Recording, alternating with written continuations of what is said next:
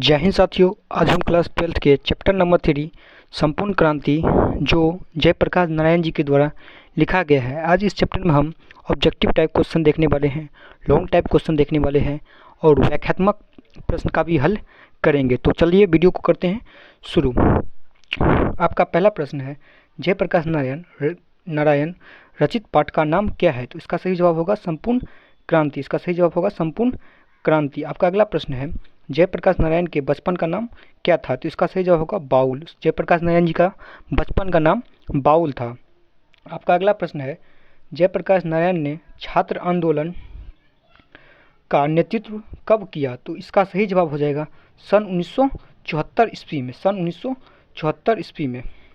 आपका अगला प्रश्न है, रिकंस्ट्रक्शन ऑफ इंडिया पॉलिटी नामक पुस्तक किसने लिखी? तो इसका सही जवाब होगा जयप्रकाश नारायण जी ने। जयप्रकाश नारायण जी ने। का अगला प्रश्न है, निम्नलिखित उदाहरण किस पाठ से लिया गया है? अपना देश बिछड़ा हुआ है बावजूद इसके कि हम लोकतंत्र की स्थापना की है। यह पंक्ति संपूर्ण क्रांति से ली गई है। संपूर्ण क्रांति से ली गई है। आपका अगला प्रश्न है, संपूर्ण क्रांति का नारा किसने दिया? तो इसका सही जवाब होगा जयप्रकाश नारायण जी ने। जयप्रकाश नारायण जी ने। आपका अगला प्रश्न है, संपूर्ण क्रांति के रचनाकार कौन है? संपूर्ण क्रांति के रचनाकार कौन है? तो हमारे जयप्रकाश नारायण जी है। कौन है? जयप्रकाश नारायण जी। आपका अगला प्रश्न है, जयप्रकाश नारायण की मार्क्सवादी कब नेता बने? आपका अगला प्रश्न है, जयप्रकाश नारायण मार्क्सवादी कब बने? तो आपका सही जवाब होगा 1924 ईस्वी में। कब बना थे? 1924 ईस्वी में। आपका अगला प्रश्न है, जयप्रकाश नारायण का पुकार का क्या नाम था? सब सही जवाब हो जाएगा। ये तो क्वेश्चन आपको पीछे भी पूछा गया था कि जयप्रकाश नारायण जी का बचपन का क्या नाम है, तो वही प्रश्न है। तो इसका सही जवाब होगा बाउल। जयप्रकाश नारायण जी का पुकार का क्या नाम था? तो बाउल नाम था। आपका पहला प्रश्न है, जयप्रकाश नारायण की पत्नी का क्या नाम था? वे किसकी पुत्री थी? तो आपका सही उत्तर हो जाएगा जयप्रकाश नारायण की पत्नी का नाम प्रभावती देवी थी। क्या नाम था? प्रभावती देवी। और वे ब्रजकिशोर प्रसाद की पुत्री थी। किसकी पुत्री थी?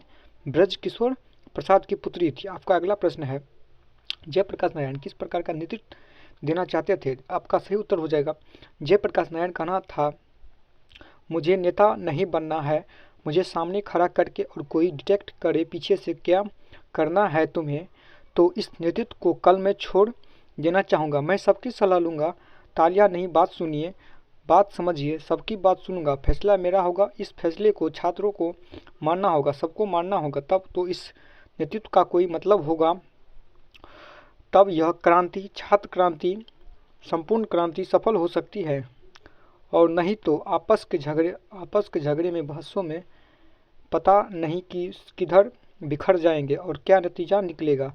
मैं दल विहीन लोकतंत्र की स्थापना करना चाहता हूँ।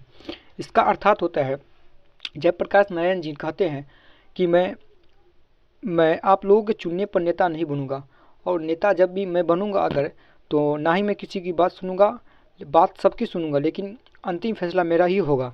और बापू और नेहरू की किस विशेषता का उल्लेख जयप्रकाश नारायण ने अपने भाषा में किया? तो आपका सही जवाब हो जाएगा, बापू और नेहरू में महानता छिपी हुई थी। उनकी महानता यह थी कि वे आलोचनाओं को बर्दाश्त करते थे, वे आलोचकों का सम्मान करते थे, वे आलोचकों को सुझाव बुझाकर साथ लेकर चलने में विश्वास करते थे। तो आपका प्रश्न है, संघर्ष समिति से जयप्रकाश नारायण की क्या अपेक्षा है? तो आपका सही जवाब हो जाएगा, संघर्ष समितियां जनता या छात्रों की होगी। उनका काम केवल शासन से संघर्ष करना नहीं है, बल्कि उनका काम तो समाज के हर अन्याय और अननीति के विरुद्ध संघर्ष करने का होगा। और इस प्रकार इन समितियों में के लिए बराबर एक महत्वपूर्ण कार्य रहेगा। गांव में छोटे अफसरों या कर्मचारियों की, चाहे वे पुलिस के हो या अन्य किसी प्रकार के, जो घूसखोरी चलाता है, उसके खिलाफ तो संघर्ष रहेगा। साथ ही साथ जिन बड़े किसानों ने बेनामी या फर्जी बंदोबस्तियाँ की हैं, उनका भी विरोध समितियाँ करेगी और उनको दुरुस्त करने के लिए संघर्ष करेगी। गांव में तरह तरह के लोग रहे, अन्यायों को भी समानता रोकेगी। अमेरिका प्रवास के दौरान जेपीजी घोर कम्युनिटी थे। वह लेनिन और ट्रॉट्स्की का समय था। 1924 में लेनिनी मरे थे। 1924 में जयप्रकाश नारायण मार्क्सवादी बने थे। मार्क्सवादी के सभी ग्रंथ उन्होंने पढ़ लिए। रात को एक रशियन